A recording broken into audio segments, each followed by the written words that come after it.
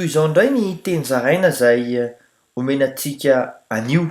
Miantso antsika ny tompo hanokana andro hanaovana fifonana. Araka ny voasoratra ao amin'ny Joela toko voalohany andiny fahaefatra ambin'ny folo, vaky toy izao amin'ny anaran'i Jesosy hoe: manamasinina andro fifadian-kanina, miantsoa fivoriana masina, angono lo olona sy ny mponina rehetra amin'ny tany ho ao amin'ny tranon'i Jehovah Andriamanitrareo, koa andeha mitaraina amin'i Jehovah. Vokatran'ny fifonana izany dia hiala ny fahatezeran'Andriamanitra.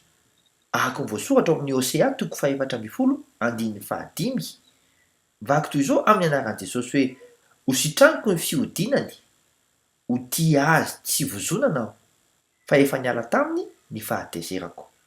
Vokatr'izany koa dia hanangana fiainam-baovao ho an'ny olon'ny Andriamanitra satria ho tanteraka ny voasoratra ao amin'ny Hosea toko fahaefatra ambin'ny folo andininy fahaenina, vaky toy izao amin'ny anaran'i Jesosy hoe: ho tahaky ny andro aho amin'ny Israely, ary ho tahaka ny Lilia izy, ary hamaka tahaka ny Libanona.